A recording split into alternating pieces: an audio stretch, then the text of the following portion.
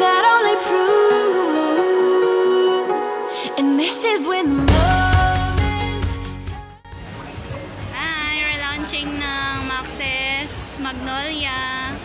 Yan, nag-invite sila ng mga family and then yung mga regular customer dito. Nag-renovate kasi sila dito kaya para na silang magre-reopen.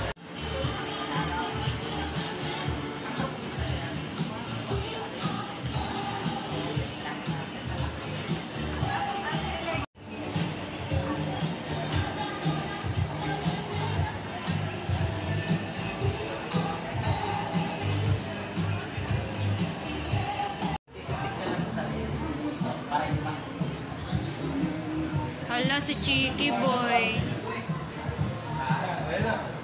Aray. Di ba mabigat sa ulo yan? Pero saglit lang naman siya, mga 10. Ah. Kawawa. Ako 1 hour, isang ba? Oh? 1 hour, 1 hour, 5 hour. Pero hindi mo natatanggalin lahat, yung ulo lang. Ulo lang tatanggalin.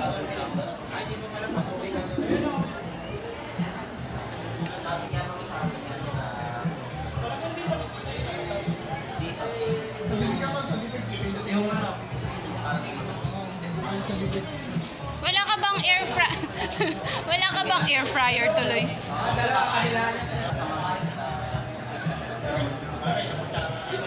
Wala siyang hangin sa loob. Ha? Ay, sombrero pa pala.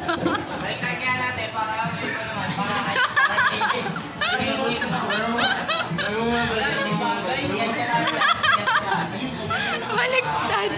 Ay! Geng, geng.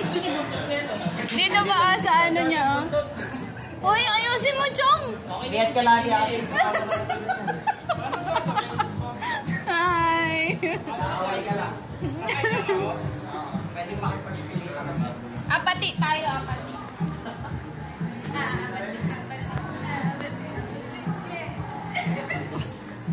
Yun o. Parang geng-geng. Okay lang. O, dyan ka lang ha. Ready ka lang ha. Ayan, ready na. Nakakita ka na, tol. Okay, in 3, 2, and 1, go! There you go, ladies and gentlemen. Palakpakan po natin. Success ang pag-chop ni Cheeky. Bago ko ipakita sa inyo, meron tayong special reveal.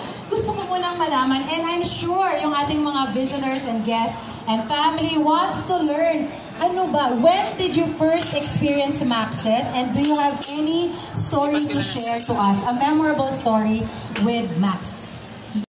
Can we share our His experience here? special request was the chicken and the tofu. Ngawit-ngawit na ang first. Yan ang dalawang special request niya. So, when he was moved to a regular room, the day before he passed away, that's what he had. And that was actually my birthday. He passed away the day after my birthday.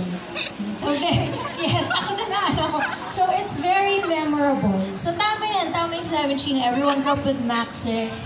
And, kumbaga parang, ito talaga yung tinatawag nating, itaas niyo po yung slice of cake na na-slice ninyo. Ipakita natin sa lahat. Look at that! Palakpakan po natin sila! Wow! And the best part is, you will take home the whole cake! Yes! So, meron na kayong advance gift sa inyong mga mothers, okay? Thank you! So, ilabas na po natin ang mga boxes.